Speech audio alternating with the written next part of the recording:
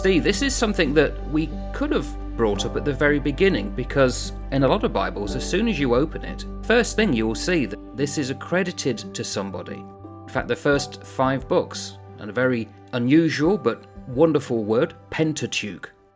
So what is this about?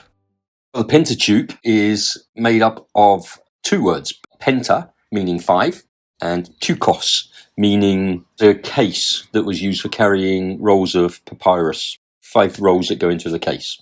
Historically, those first 5 books were referred to as Torah, which is the law.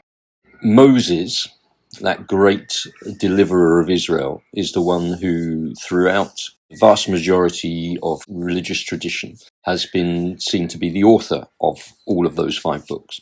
There are obviously some other views regarding this that I'm sure that we will touch into. Did Moses actually write Genesis, and did he write the other 4 books of the Bible?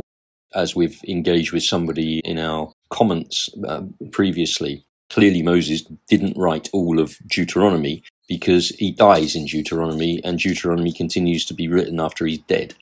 So there is clearly an addition to this. Is that a problem? Not in my opinion. I am not of the school that he physically wrote everything. I think that he narrated it. I think that he was there to recount the detail of it, and he may well have written the vast majority of it. But there were other people around who would have acted as, a bit like with the New Testament, acted as amanuensis, and who would have written his account for him, which was then recorded. So if that means he wrote it, then he wrote it. I suppose it's a bit like having a ghostwriter in modern parlance today, wouldn't it? Where I employ a ghostwriter to write a novel for me, and it goes out under my name, but I didn't write it, but I wrote it. I think a lot of it starts from, or stems from, Exodus 24:4, which states Moses wrote all of the word of the Lord. There's a lot that happens after that. If people saying, well, that proves that Moses wrote it, then they're already into the weeds, because then what about the rest of it? You are correct. It's the final 8 verses of Deuteronomy. It's 34:5-12, because it talks about his death. So it's plainly obvious that there was an addition by some other. And I think it's that point that is often used by naysayers to say, then obviously this is not all by Moses, as though that addition invalidates everything. And I agree with you. I don't think it does. Although I'm an atheist, there's no problem saying that Moses wrote all this, and I'll like to, along with yourself, explore that and say why that is. None of the 5 books have names attached to them. There's Genesis, and there's Numbers, and there's Exodus, and the Leviticus, well, okay, you could say that's a name, and Deuteronomy, but they're not named in any way towards Moses, are they? Because the first 5 books take up that bundle that we call the law, the Torah, and as you just quoted in Exodus, Moses wrote the law. It's almost like a catch-all. It may not make it explicit, but it implies it, certainly with that piece that you read out in Exodus. Look for other aspects of Scripture that would look to confirm that sort of thing.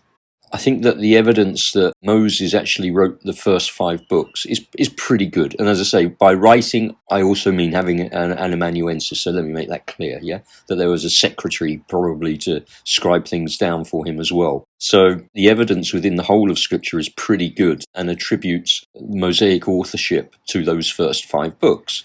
Jesus in Matthew 19 verse 8, he attributes work to Moses. He does the same in Mark 7 verse 10, Luke 16:29-31, and so on and so forth. And there's numerous other pieces of information that Jesus says Moses is the guy behind this. Now, Jesus may have been wrong. From a Christian perspective, I'm saying, well, yeah, you can think that, but if there's anybody that knows anything about the sacred book that points to him, it is the one who it points to. He understands that there was a real guy called Moses who was the one who should be attributed to authorship of all of these books. Jesus confirms the authorship of the Pentateuch. The rabbinical tradition is solid across the spectrum that Moses was behind those books.